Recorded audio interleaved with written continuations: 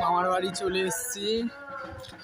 সব পুজো হচ্ছে, আস্তে আস্তে যাচ্ছি। এখন গন্ডি কাটা শুরু হয়েছে।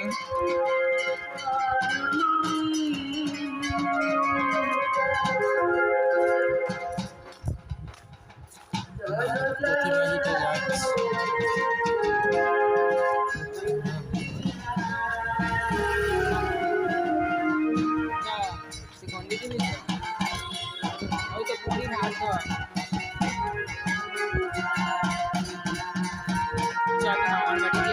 তারপরে দাঁড়াবো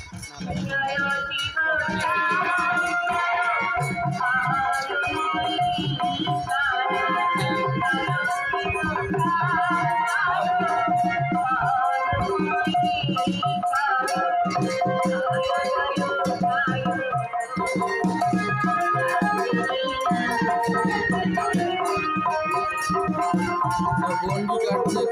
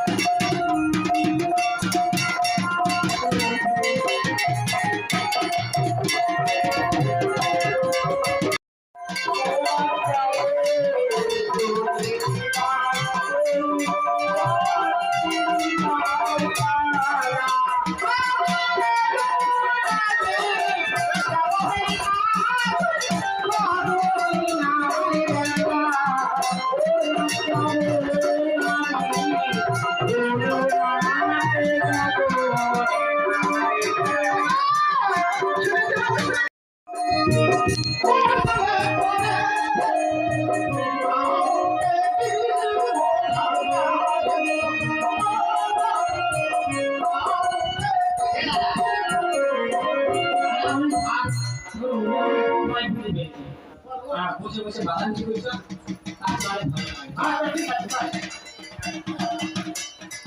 তাই তো আজ পায়ের কাছ থেকে বিদায় নিলাম, কিন্তু অনেক দূর চলে এসেছি। কোন দিকে যাবো, কোন রাস্তায় যাবো কিছু বুঝতে পারছি না। ওই তো বড় দাদা আসছে, ওই দাদার সঙ্গে জিজ্ঞেস করে দেখবো এটা কোন জায়গা কিংবা কোন গ্রাম।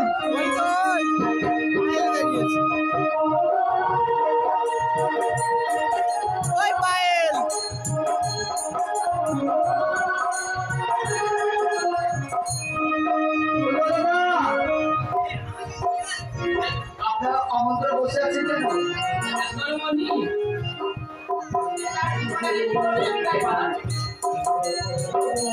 বলছেন আপনি আপনাদের কোনো কাজ ধান্দা নেই? আচ্ছা দাদা, আমি আসবার সময় যে দেখলাম এই দুই ধারে রাস্তায় কিছু ঘর বাড়ি ভাঙা পড়ে গেছে, ওগুলো কি সে একটু বলতে পারবেন? আগে পুরোটা বাজার ছিল তো, ওই আয়লা লাইলা এসে দুজন মিলে যুক্তি করে ঘরগুলো ভেঙে দিয়ে চলে গেছে। বুঝেছি, আরে ঝড়ের মাধ্যমে আমাদের নষ্ট হয়ে গেছে, সব বাজে নষ্ট হয়ে গেছে। এখানে আর কোনো দোকান পানি, তাই তো? না না না। আচ্ছা দাদা, এই পুরাতন বাজারে যদি আমি আবার নতুন করে চালু করি, কত অর্থের প্রয়োজন আছে একটু বলুন তো?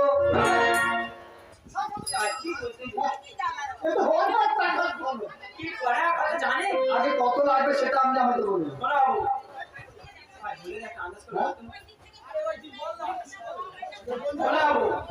এক কোটি টাকা লাগবে, 1 কোটি। আচ্ছা আমি আপনাকে 1 কোটি টাকা দেবো।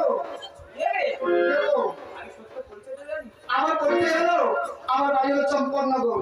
চম্পকনগরের ঘর, নামের আগে চন্দ্রধর, আর একটি মাত্র পুত্র আমি শুনলাম লক্ষিন্দর।